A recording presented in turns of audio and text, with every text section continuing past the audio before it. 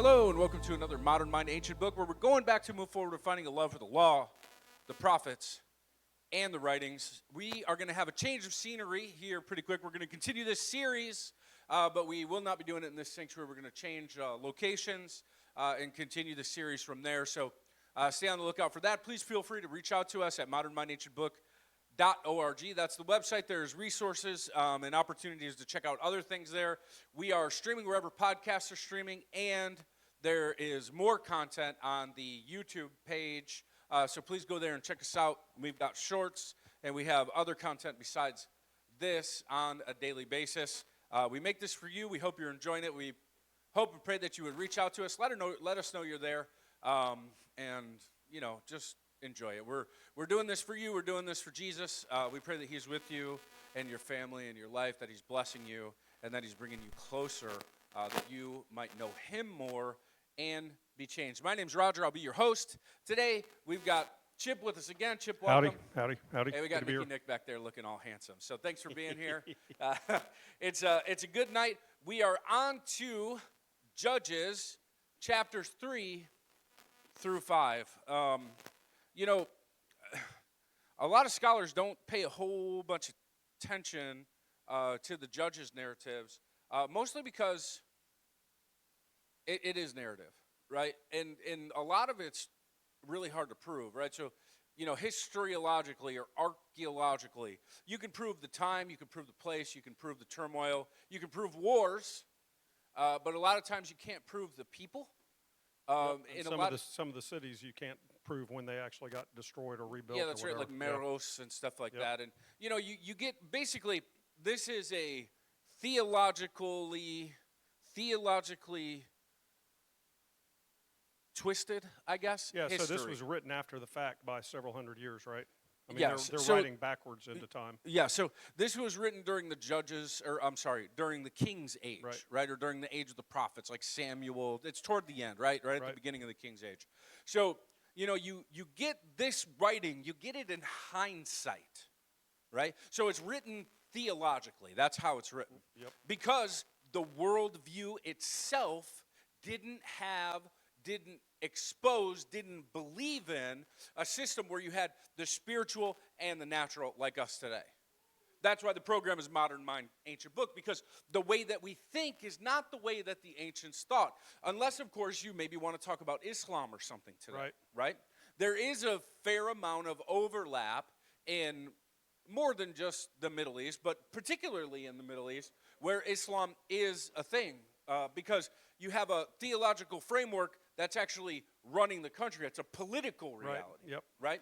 And so the nation of Israel, when it was formed and at this time, in the time of Judges, had God as the king. Right, basically theocracy without some of the priesthood installed correctly. Yep, and they had a priesthood, but we're going to find out that the priesthood and God as king never really took. Right. So it's a form of theocracy, but it's also a form of do as you will. Yep. It's a form of adapting and adopting and changing to sort of fit, but with a Jewish tinge. Right. It's like compromise with the world as you find it. Exactly. Yeah. That's exactly what it is. And they pay the price over and over and over again. They paid the price. Yeah. Yeah. It's very interesting. So let's just start with the first line of the first chapter. So this is chapters 3 through 5. Now, these are the nations which the Lord left to test Israel by them.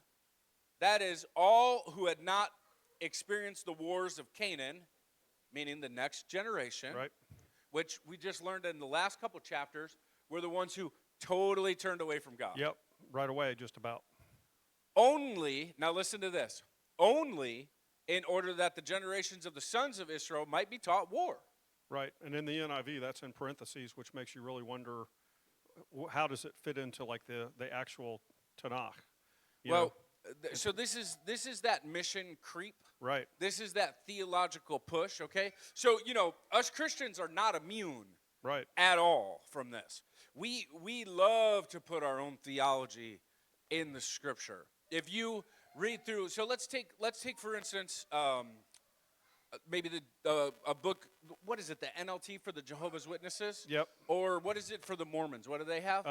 Well, all I know about is the Book of Mormon, and then there's There's a the Pearl of particular Great Price, and there's translation yeah, that's theirs. yeah, And so in that, you're going to find translated, from Koine Greek. Right. You're going to find translated phrases and understandings that aren't really true to the text. right. But it is true to the theology. Right. Well, that's one of the things I found in Matthew, but I can't remember where it is exactly. Where it's you've got things in parentheses that basically say Jesus said all food is clean, and it's not in the NKJV or the KJV. It's in Matthew 5 somewhere, I believe. But anyway, those are manuscript differences. It's interesting though because it basically looks like an editorial add-on. It's theological. Yeah, theological add-on. Yeah, and it's just a thing. So what I am going to say is this, and you Christians out there, please bear with me because we think the Word of God is completely incorruptible in verb, meaning in writing, Right. in the letters, in the words, in the word order and everything, right? So we say if you believe it's corrupt, obviously you're not a Christian. Right. Chip, Right. Okay, but here, let me just look at the camera and tell you. I am not saying the word is corrupted. What I am saying is that there are two forms of inerrancy. There is vox, the voice of God, and then there's verb, every single written thing, okay? We can't say verb inerrancy. That's fact. I'm sorry for you Christians out there who say that nothing has ever been changed. First of all, we don't have what you call extant copies, meaning the Aramaic version of Matthew or whatever, right? Right. What we have are copies of copies, and scribes make mistakes, or perhaps there's, slight additions and things, Right. because editors make changes over time, Right. okay? But that doesn't mean the voice of God has been corrupted. Right.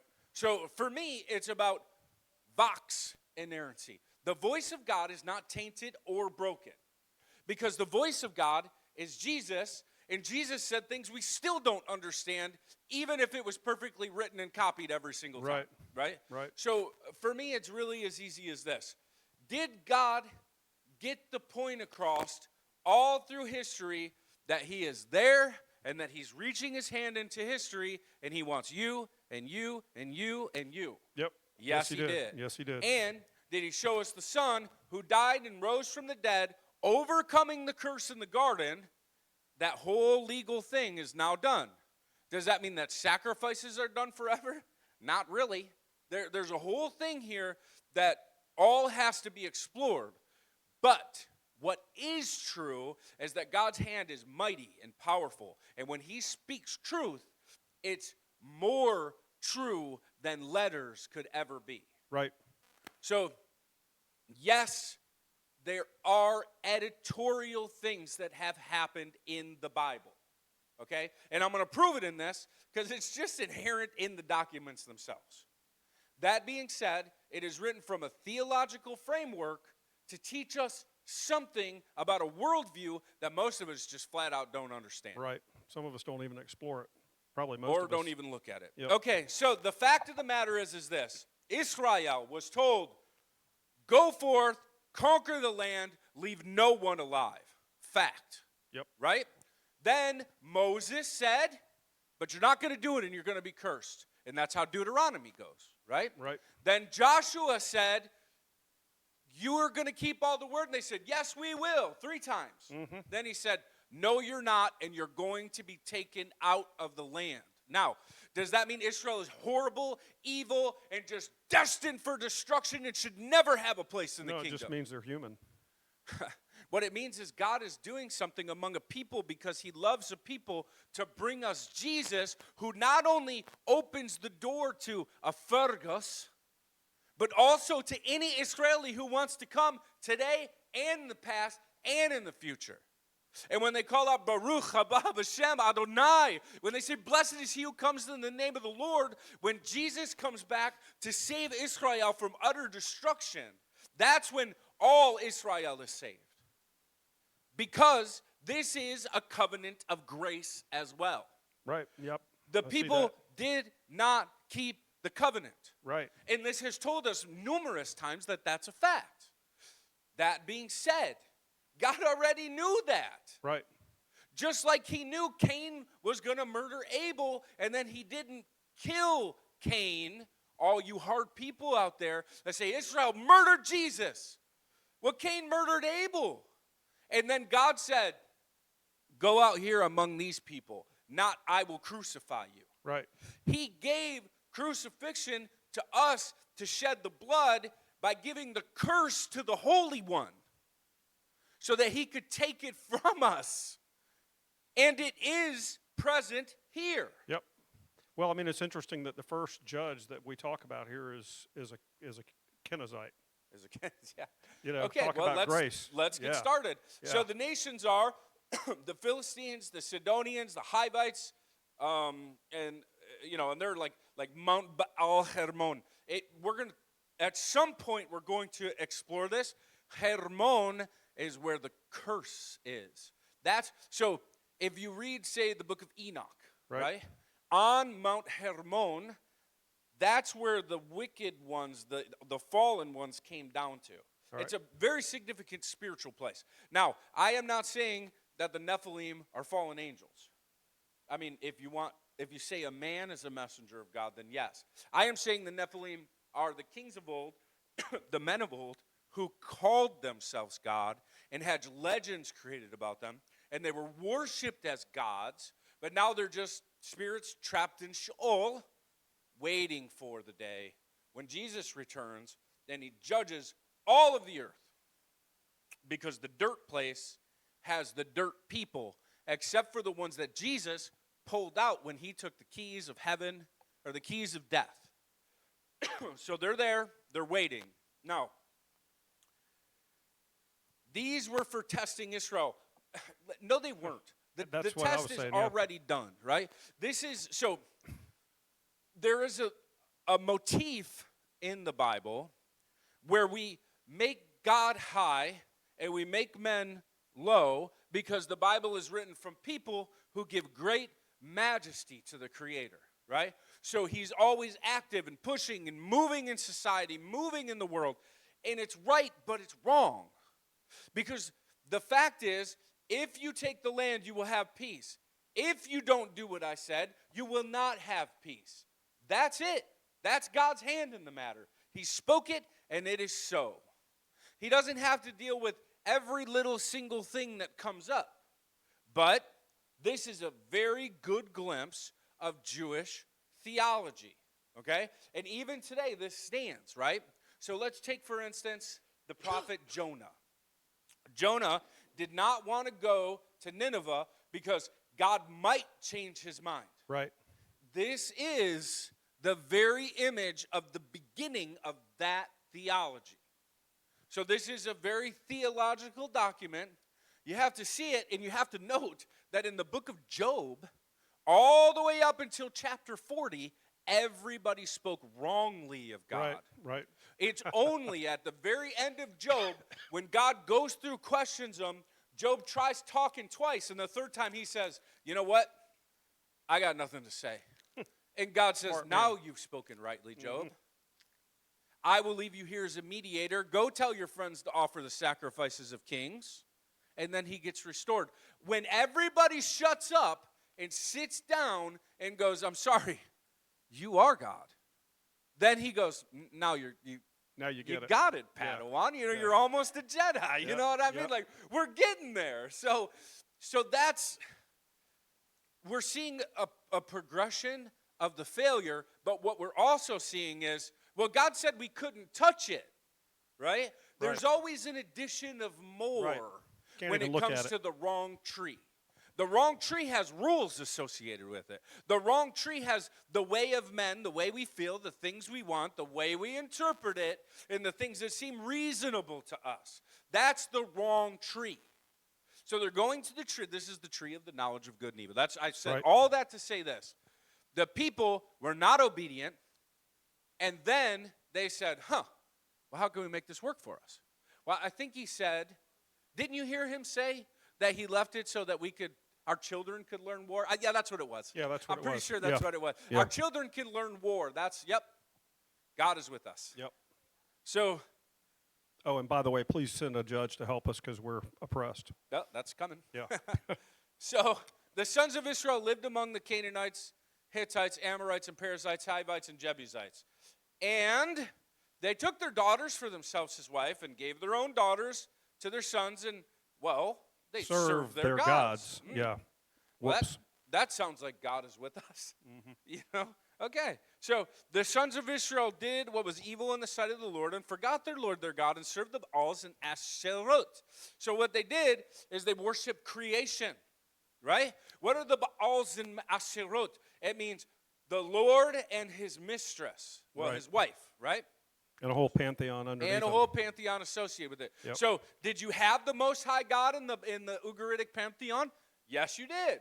You had the Most High God, but he wasn't your favorite because Baal, the Lord, the storm rider, right? He brings the brings rains. the rains Yeah. and the blessings and the fruit of the earth. He's the one you seek, right? And then if you wanted war or you wanted children or you wanted blessing, then you go to the Blessed Mother.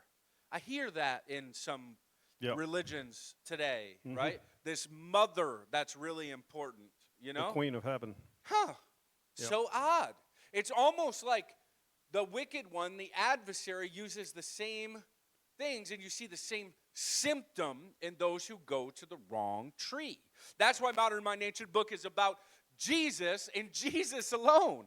If we cannot unite on Jesus, we cannot unite on the only thing that matters. Jesus is the only thing that matters. He's the one who was the God at the beginning that taught us what it takes to take the keys of hell and to overcome death. And you know what he taught us? It has nothing to do with you, Chip. It's only about him and God's plan. Right? It's the book of Job. Yep. What do you have to say, Chip?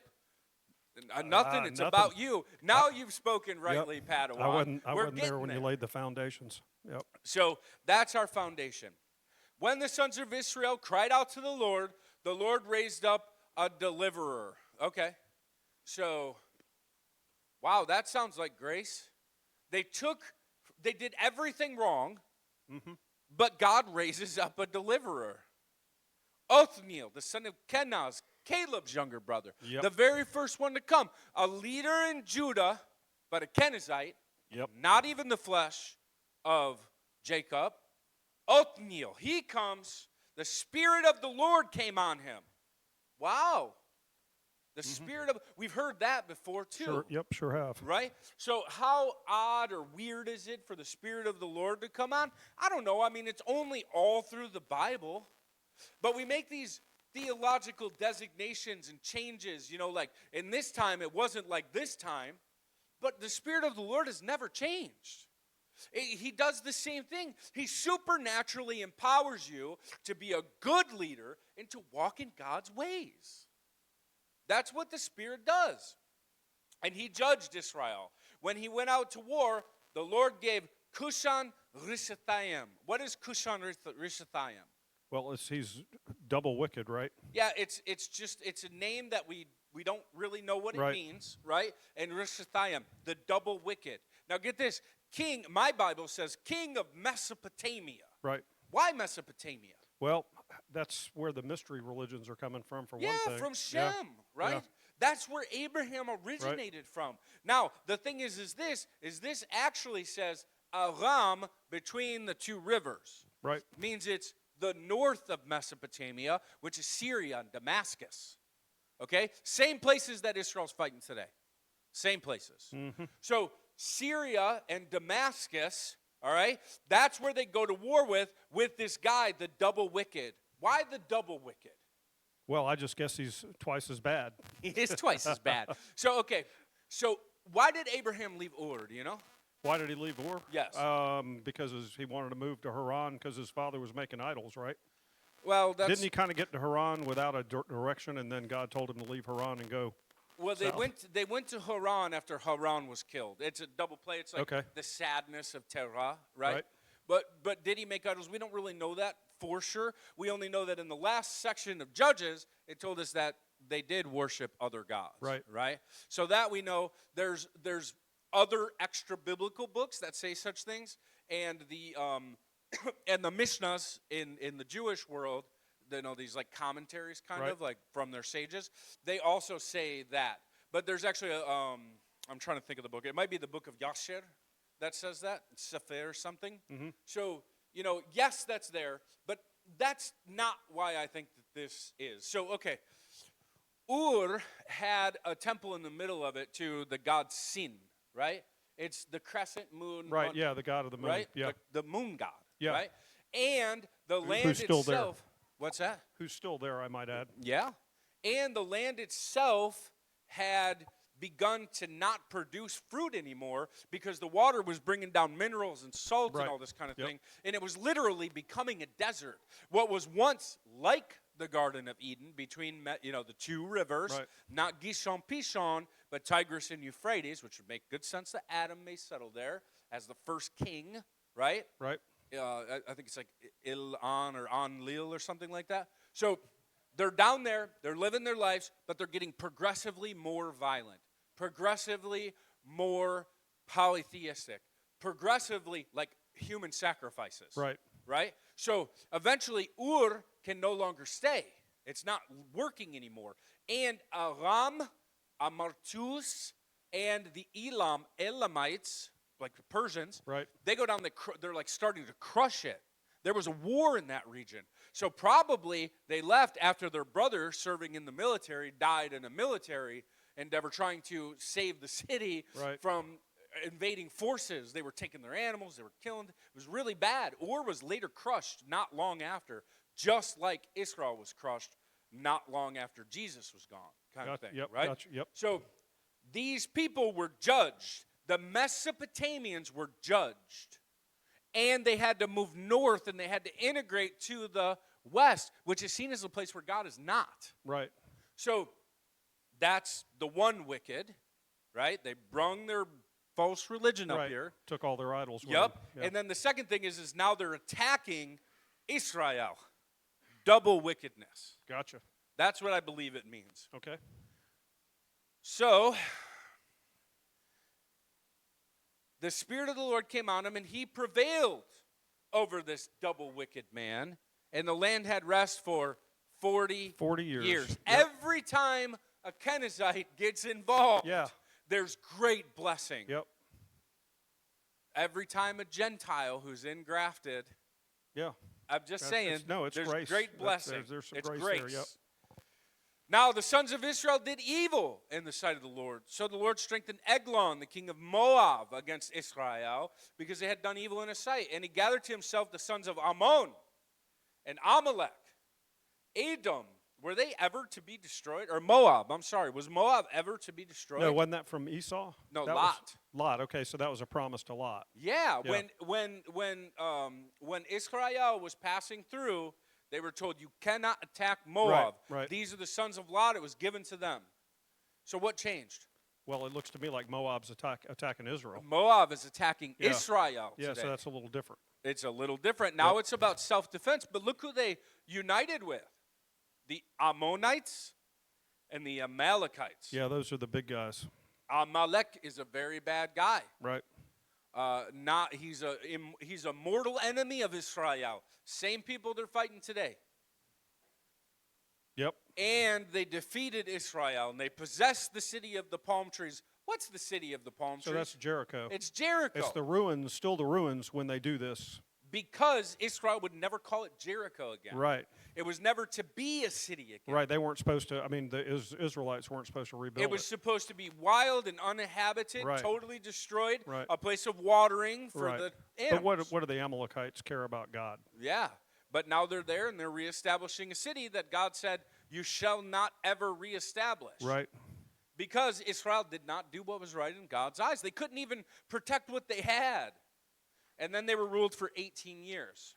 When the sons of Israel cried out to the Lord raised up a deliverer for them, Ehud, the son of Gera, the Benjamite, the right hand of God. Right, yeah, isn't that interesting? Ben Ami, right? Mhm. The right hand of Jacob, the Right. strength of Jacob. Right. A left-handed man. Yeah. So what does that mean? Why a left-handed man? Why a left-handed man? Well, one could say that that's because he was a good fighter. You'd never expect a left-handed warrior. Yeah, But perhaps that's he, probably too easy. yeah, perhaps he had a hand up with a shield striking. Right. Maybe, but maybe it's something else. Yep, I think it is. I think it is myself. So Ehud, a left-handed man. Just a blurb there that the discerning reader should go, what? Yep. Right? Does it even matter? It must. It wouldn't be notated otherwise. Yeah. And the sons of Israel sent tribute by him to Eglon, the king of Moab. Now, did it say, and the sons of Israel consulted the Lord? No. And they decided, based on the spirit in Ehud, that it was good that they should send Ehud with the plan to overcome the king, Eglon. Nope, No. It doesn't. It says Ehud planned. He made himself a sword, which had 2 edges, a cubit in length. It's 18 inches, about this long. Right? And he bound it on his right thigh under his cloak. He presented the tribute to Eglon, king of Moab. Now, Eglon was a very fat man. Why? Why is that there? I don't know. What it is saying is this, is Eglon was greedy. Right. Eglon was taking too much. Eglon was eating too much. Eglon was overlording. He treated them like slaves, and he took everything, and he devoured himself. He saw and he took. Right. Right? Okay. So what does the seed that is of the adversary do? Devours the dust. Right. Right? So Eglon was one who devoured the righteous Right. seed. Somehow I'm picturing Jabba the Hutt here. Yeah, go so no. Yeah, that's exactly what it is an evil person who takes too much, who clearly is on the adversary's side. Right. Right? It came about when he had finished presenting the tribute that he sent away the people who had carried the tribute. But he himself turned back from the idols which were at Gilgal. 2 times now. Right. We've seen wood, right? We had the trees, Yep. right? The palms that they went to. Right. And there they started up back the beast system, the Right. adversary And so system. he goes to the stones. Now he goes, well, they're probably 18-inch tall, Right. wooden carved idols Okay. that have had libation offerings and stuff poured over them. So he probably. But the point remains is he goes to the idols. Right. Then he goes back. Right. Right? So, okay. So he's probably consulting with the wrong false gods anyway. He was a left-handed man. Right. Which is the sinister hand instead of the dexter hand if you're a fighter. But God Which is raised him interesting. up. Yep. Right? Sounds like grace to me. Why did he go to the idols and then turn back? Okay. Well, maybe it's just this one time, right? So, which were at Gilgal. And then he said to him, to Og, I have a secret message for you, O king. Eglon, I mean. And he said, keep silence. And all who have attended him left him. Ehud came to him while he was sitting alone in the cool roof chamber. And Ehud said, I have a message from God for you. And he arose from his seat. Ehud stretched out his left hand and took the sword from his right thigh. So even his left gives the good right end result, right? So in my mind, he was kneeling down. Right. He reached over and plunged it backhand. Right. And then he pushed with his right hand. Right. Right? And it sunk inside and the belly closed over it. He did not take the sword out of his belly and the caca He was came eviscerated, out. right? Then Ehud went out of the vestibule and shut the door of the roof chamber behind him and locked them. When he had gone out, his servants came and looked, and behold, the doors of the roof chamber were locked. And he said, he's just relieving himself. Why? Because it smelt bad. Right. He probably didn't like to be disturbed either. I bet they were afraid of him. I'm sure he was not a very kind person. Nope. They waited until they became anxious, but behold, he did not open the doors. And then they took the key and opened it, and he was dead. Ehud escaped while they were delaying. He passed by the idols and then escaped to Sisera. Mm-hmm. Okay, so my mind tells me this left-handed Ehud, who was raised up by God, who took it from his right thigh, right? So he did the righteous thing, but he did it in the wrong way, but it still accomplished the right thing. And how did he do it? He went to the idols, probably said, give me victory. Right. Give me some, or Then give me luck. back, Maybe give me luck. He plunged it and sunk it, and then he went back to the idols and said, thank you for victory. Right. And then he went home. That's what it seems like, because they worshiped their gods. Tell me that's not grace, man. God works among people because he loves people, and he's constantly trying to keep his name on history to bring Jesus. All of this is bringing Jesus into the world under the law, which the people did not keep. But it's not about who kept the law. It's about the one who will keep the law. Right. Just like if we go back to the book of Job in chapter 19, Job says, in my flesh I will see my Savior long after my flesh is destroyed. Because the motif is always continuing. There's always redemption. There's always salvation on the horizon. And it's not about what you do. It's about what he is doing. Right. Okay. Now, Ehud escaped. It came about when he arrived. He said, let's go make this happen. And they killed 10,000, and they were good.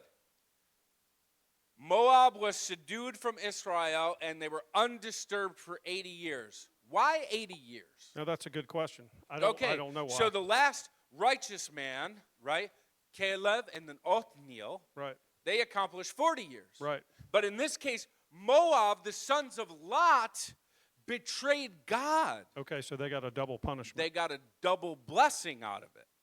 Well, the Israelites, but not the Moabites. Did. Yeah. They got a double curse. Yeah, it wasn't good. After him came Shamgar, the son of Anat, who struck down 600 Philistines with an ox goad, and he also saved Israel, just to mention. Yeah, well, he sounds like a farmer with an ox goad. Yeah. You know, he probably didn't get a whole lot of credit from whoever wrote Judges, but I bet he was a pretty interesting character. He just got tired of being oppressed. Yep. Right? They're no longer slaves. You hear that part of this story? Yep. So Israel was given a supernatural empowering when they were called out of Egypt. There they were submissive, right? They will never be submissive again. Not ever.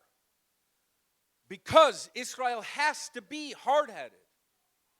Because they wouldn't survive otherwise. Right. They've been put into a place where they just don't belong. Right. They are the other, called out, put in. They're the image of the called out ones. You know, the church is called the called out ones, right? Right. The ecclesia Right. in Greek. Yep. Israel was called out from Egypt. It's the same story, man. That's why the church thrives when it's being destroyed. Because that's when God's hand is most there. He's like, you'll never destroy this. You will never destroy this because I am there. God is working something. Israel is not cast out or destroyed by any means. Right. It's just a placeholder. It's the reality that God is calling a people. Yep. It is whittled down, though. Yeah. Throughout the rest of the story. Well, in this case, the whole storyline collapses into one nation. Right. Right? One brother. It went from the whole world and the opportunity Yep. to one nation who was supposed to be a holy priesthood. Right. Kind of like the church. Uh-huh. And then after that, it opened right back up to the world again. Yep. Because someone had to come from a fleshly line. So the sons of Israel did evil in the sight of the Lord after Ehud died. Oh my goodness. Again, they do good as long as the elders are there. Right. It's a generational cycle. It's a generational cycle. Yep. And I think we can fairly competently and confidently say that we can definitely see that in our world. Well, yeah. I mean, this has a whole lot of relevance, in my opinion, especially to the church. And then here we go. God gets the blame for people not doing what they were supposed to. the Lord sold them into the hand of King Jabin, king of Canaan, who reigned in Hazor. Again, we don't know who King Jabin is. No, but we know that Hazor is a real place. Yes, Hazor is a very real place. It's a prominent place, and it did fall exactly the way this says it did. They just can't prove this particular line of events, right? So his army was Sisera, who lived in Haroshet Hagoyim. What is that? Do you know? Well, I don't know. I see Goyim in there. That probably means of the world. It's the woods of the foreigners. Okay. Yeah. It's like the wooded place of the foreigners. So these are not even like Sisera, he's not even like a Canaanite. He's something else. Right. And he's very skilled at war. Might be like a Greek or something. We don't know who Sisera was. The sons of Israel cried out to the Lord, for he had 900 iron chariots. And he oppressed the sons of Israel severely for 20 years. Now, the chariots have been a continued theme here, right? Yeah, it's iron, and they only operate in the valley They're the tanks of the ancient world. Yeah. Right? And they've got some advantages and some disadvantages. They have advantages on flat, open terrain. They have very severe disadvantages on rocky or hilly country, descending or ascending. So the sons of Israel again cried out to the Lord, for he had 900 iron chariots. So is Israel cast out because they don't do what's right according to God? No. No. Nope. So what are we talking about today? Because Israel murdered Jesus. No, they didn't murder Jesus. Everybody murdered Jesus. I murdered Jesus. Pontius Pilate said, I wash my hands of it, but he's the only one who had the authority to kill the guy. Right. And he knew it was wrong, but he did it anyway. Everybody's guilty. Stop attacking Israel. Go back to Judges and see that God is willing to do something among this people, whether they're righteous or not. Yep. Because it's not about what the flesh does. It's about what God the Father is accomplishing. He's the one with the plan. We're the ones with the problems. He wants to solve our problems by his plan. So he is delivering his plan for you, for me, for Gentiles, for Jewish people. It's all the same plan. He is calling a people for himself. And if you'll cry out to him, he will answer. It doesn't matter what you do. It matters what you love. And then you'll do because you love. Just saying. If you say his name and you don't do what he said, you don't love. At least that's what Jesus said. Now Deborah, a prophetess, the wife of Lapidot, was judging Israel at the time. She used to sit under a palm tree of Deborah between Ramah. This palm tree of Deborah, do you know what it is? I can only imagine it's probably an Asherah pole or some sort of an idol, but I don't know. It's a sweet date tree. Right. Right? It's something that produces fruit. It's a very specific type of tree. Right. It's not like the palm trees. It's not like the carved idols. Right. This one is a living tree that produces dates that sustain and feed. This is the garden. Okay. Right? So she's sitting at the garden, but is she a priest? No. Should they be going to her for advice? No. According to the Mosaic priestly system? No, she's a prophetess. No.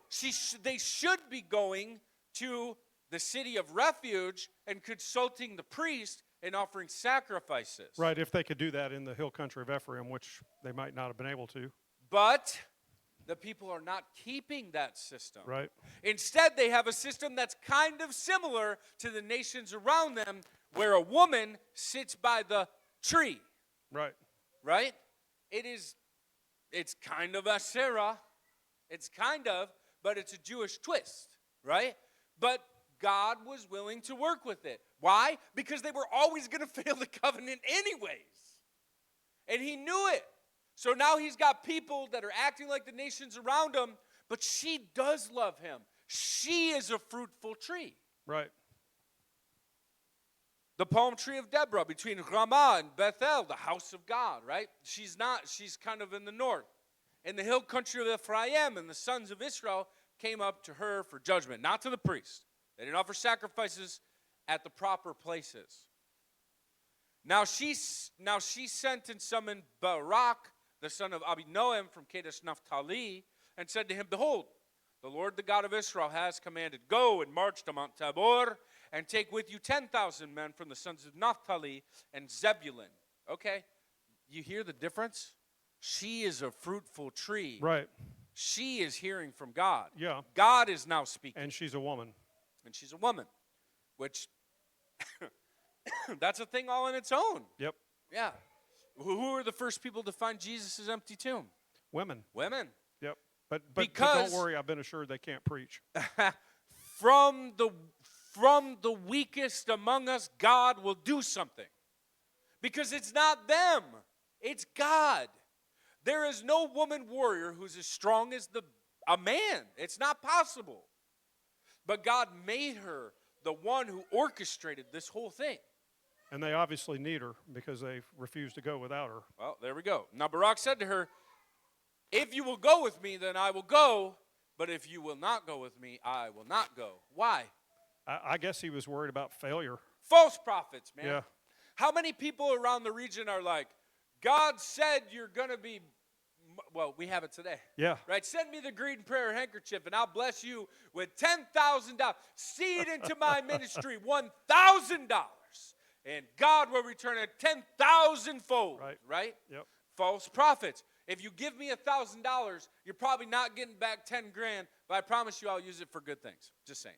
Now, the problem that we have is that this world is decaying and broken and nobody's trustworthy, right? They don't even trust the ones who are righteous. Right. It is the brokenness of it. Now, she said, I will go. So Barak called Zebulun and Naphtali together to Kadesh, and 10,000 men went up with them. Deborah also went up. Now Heber, the Canaanite, had separated himself from the Kenites. Oh. Yeah, here we go again, right? Another Kenizzite. Caleb's people. Yeah, Caleb's people. Othniel's people. So Heber, he separated himself from his father. Where did he go? He went up to this land. He was living in this land. And had pitched his tent far away as the oak of Zaanim, which is near Kadesh. It's like this Abrahamic thing, right? Right. Kadesh Barnea, Yep. Abraham was there kind of thing. So then they told Sisera that Barak, the son of Abinoam, had gone up to Mount Tabor. This is an operation. Yep. Right? Yep. It's early Mossad. This is early Mossad. So Israel hatched a plan. They sought God. God said, I'm going to give it to you. They sent word to a Kenizzite being so blessed of God, Yep. made Sisera respond to it and set him up. Set him up, yeah, sure did. And this little wadi that we call the river of Kishon here is... It's coming up. Yeah. So Sisera called together all his chariots, 900 iron chariots, and all the people. His whole army went out with him. Yep. Because of the word of the Kenizzite. Deborah said to Barak, Arise, for this is the day which the Lord had given Sisera into your hands. I want you to notice the difference in language from the last Judges, right? This one is all about God doing it. Right. Behold, the Lord had gone out before you. So Barak went down to Mount Tabor, 10,000 men following him. The Lord routed Sisera and all his chariots and all his army. How? Because they were on a mountain. They had to go up the mountain. They got trapped. They threw rocks down, all that stuff. Right. Routed, went behind them, killed them. Right. And when we get into the song in the next chapter, it appears there was a massive thunderstorm and a flood and all sorts of things. All sorts of stuff. So Yep. Sisera alighted his chariots and fled away on foot. But Barak pursued the chariots and the army as far as the city, Harshet Hagoyim, this forest of the foreigners. And all the army of Sisera fell by the edge of the sword. Not even one was left. Now Sisera fled away on foot to the tent of Jael, the wife of Heber. Uh-oh. Now there was peace between Jabin, the king of Hazor, and the house of Heber, the Canaanite. Jael went out to meet Sisera and said to him, Turn aside, my master. Turn aside to me. Don't be afraid. And she turned aside to her tent. She covered him. And he said, Give me some water. And she said, I will give you the best I have. Here's some milk, sir. And she covered him. And he said to her, stand watch. Don't say I'm here. And Jael, Heber's wife, took a tent peg, seized a hammer in her hand, and went secretly to him and drove the peg into his temple, and it went through into the ground, for he was sound asleep and exhausted, and so he died. There was a priest that did this when evil entered the camp as well. Threw the bodies into the ground. Why? Because that seed feeds on the ground, right? On the dust. But to the dust you will return. Right. This is all Genesis language. Right, so she crushed his head. And she was the head crusher. Yep. The woman's seed will crush the head of your seed. She is the Genesis redeemer, right? A form of this. A motif is happening. Right. This is the first one we see in here that's actually positive from Genesis. She is the head crusher. And a tent stake is a carved piece of wood. It was a tree. So she took a tent peg, ran it through his head. And behold, Barak pursued Sisera. Jael came out to meet him and said, come, and I will show you the man. He entered, and there he was dead. And God subdued on that day King Jabin of Canaan, the sons of Israel. The hand of the sons of Israel pressed heavier and heavier upon Jabin, the king of Canaan, until they destroyed that king. Okay, there we go. Ending on a positive note. God spoke, she crushed his head. 2 brothers. And 2 brothers. And only 2. And then we find out that there were some other brothers that didn't answer the call here in the next. Well, it gets a little bit messy. Yeah, so it's not quite as. The tribes are not united. Right. It's not all of Israel that is going out to destroy the Canaanites. That era is over. Right. God said, I will not give them into your hand. That's already been said. So, again, go back to chapter 3. And God left them in the land so that we could teach the ways of war to our sons. Right. No. Right. God left them in the land because you guys divided and hated each other and turned on each other and became suspicious. You almost killed each other. And you compromised with evil. And you took their gods. Yep. And you took their daughters. Yep. It is not that theology. That is bad theology. Then Deborah and Barak, the son of Abinoam, sang a song that the leaders of Israel, that the people volunteered. Bless the Lord. Hear, O kings. Give ear, O rulers. I, the Lord, I will sing. I will sing praise to the Lord, the God of Israel. Lord, when you went out from Seir, when you marched from the field of Edom, the earth quaked, the heavens also dripped. Even the clouds dripped water, the mountains quaked at the presence of the Lord. This Sinai at the presence of the Lord, the God of Israel. All Mosaic stuff. Right? Yep. They are remembering that God is their deliverer. Because God was actually in this one. The fruitful tree, the woman, the head crusher, the tree stake, right? The judges themselves. The judges themselves. Yep. The days of Shamgar, the son of Anath, the days of Jael, the highways were deserted. The travelers went by roundabout ways. The peasantry ceased. They ceased in Israel until I, Deborah, arose. And I arose, a mother in Israel. New gods were chosen. Then war was in the gates. Now a shield or a spear, not a shield or a spear was seen among 40,000 of Israel. My heart goes out to the commanders of Israel, the volunteers among the people. Bless the Lord. Who will ride on white donkeys? Someone came riding on a donkey. Mm-hmm. You who sit on rich carpets, and you who travel on the roads, sing. As the sound of those who divide the flocks among the watering places, there they shall recount the righteous deeds of the Lord. Again, remembrance. Wherever God has done a thing, it is our duty as people who love God and identify with our people. These are our people. These are our stories to remember. These are our stories to think and meditate on and worship Him because of. We have to remember the past so we don't repeat the past. We have to call on His name and glorify Him for the things that He's done so that we can always remember that He is our protector. He is the protector of all of Israel, all of those who wrestle with God and the flesh and the wild branch that's grafted in. It's all the same. Awake, awake, Deborah, awake and awake. Sing a song, arise, Barak, and take your captives, O son of Abinoam. Then survivors came down to the nobles. The people of the Lord came down to me as warriors. From Ephraim, those whose root is in Amalek came down, meaning they took that land. Right. Right? Following you, Benjamin, with your peoples. From Machir, commanders came down. From Zebulun, those who wield the staff of office. The princes of Issachar were with Deborah, as was Issachar, so was Barak. Into the valley they rushed at the heels. Among the division of Reuben, there were great resolve of heart. Why did you sit among the sheepfolds to hear the piping of the fox? Among the divisions of Reuben, there was great searching of heart. Gilead remained across the Jordan. Uh-oh, there's a division. Right. Well, Reuben also in the NIV, Reuben also sat this one out. Yeah, well, it says that. Yeah. It just doesn't sound like it. But Right. Reuben, Gilead, Dan, Zebulun Asher. despised their lives. They were there. Yep.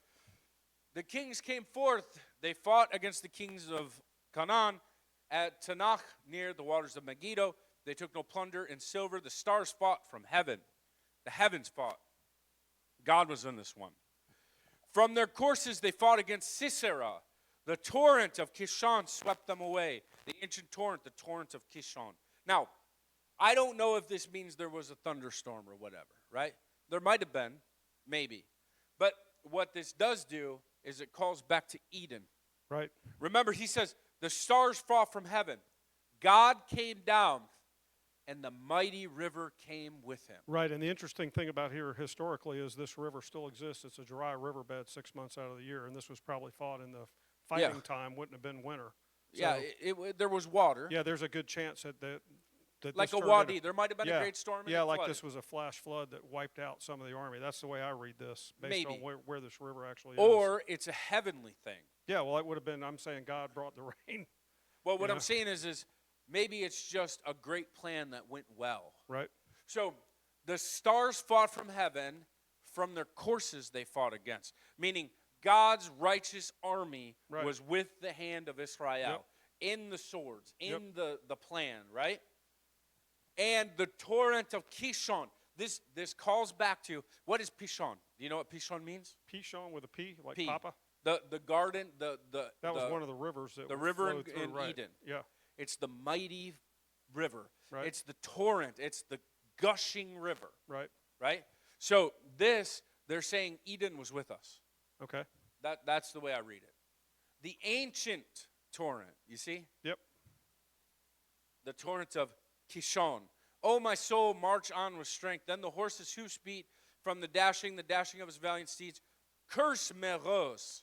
What is Meroz? That I don't know. So Meroz is a word that doesn't really have meaning, but it turned into a meaning.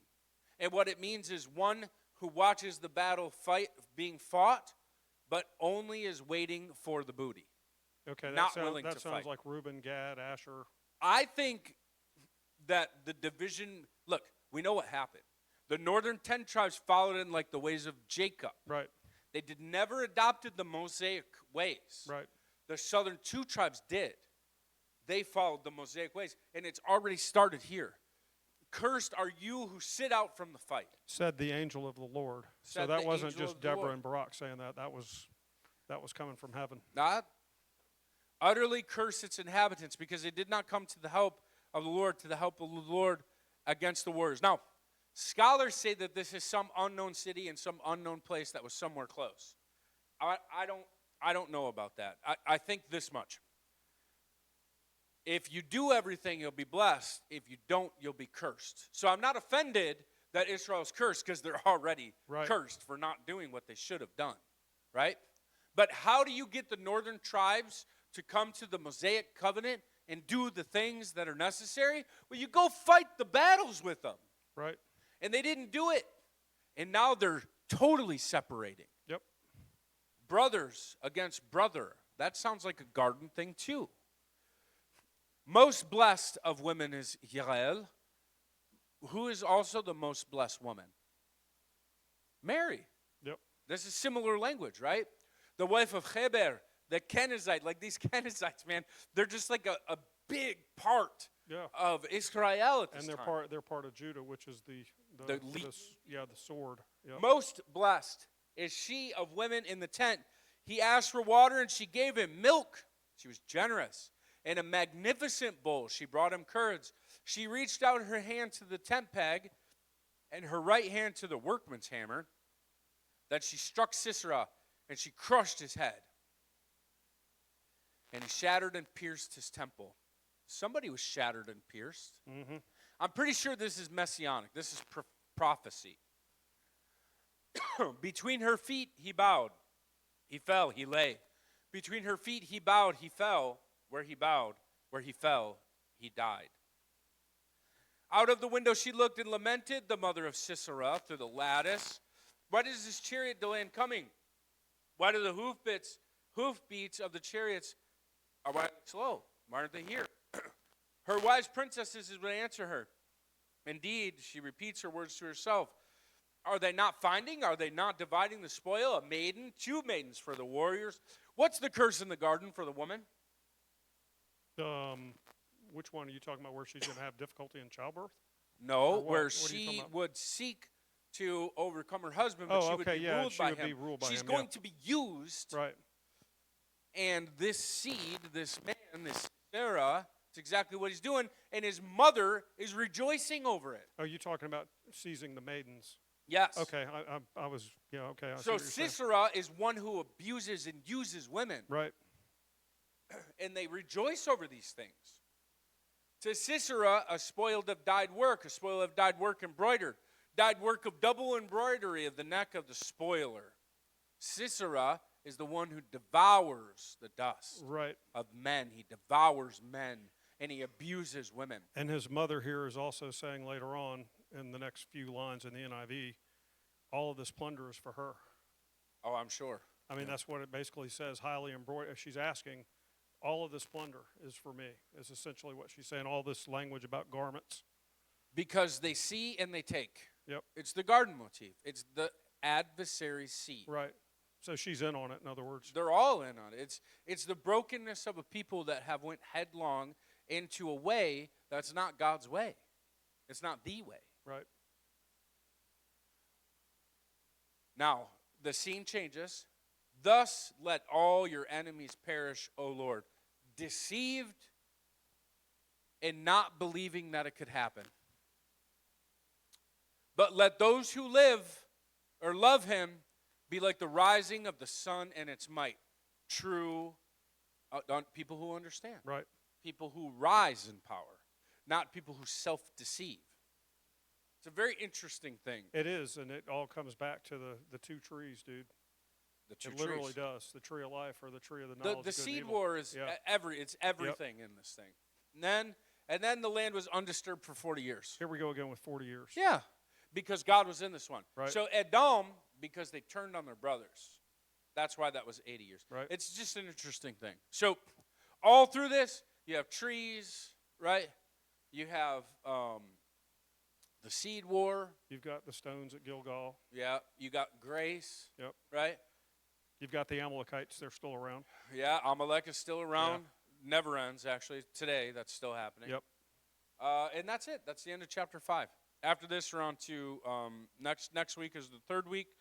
And like I said, we're going to have a different venue from here on out. Right. But, hey, we just want to thank you for joining us. Chip, thanks for being here. Hey, man. Always a pleasure. Nick, thank you so much for administrating back there. Appreciate you. To the listeners out there, we pray the Lord bless you and keep you and make his face shine upon you and be gracious to you and turn his face toward you and bring you peace and show you the sun and that you might bow down to him one day. If you'd like to reach out to us, please feel free. modernmindancientbook.org. That's where we are. We have a contact page on there, and there's also resources that you can look into. Thank you so much. God bless you. Have a great day, night, evening, wherever you're listening. Bye-bye.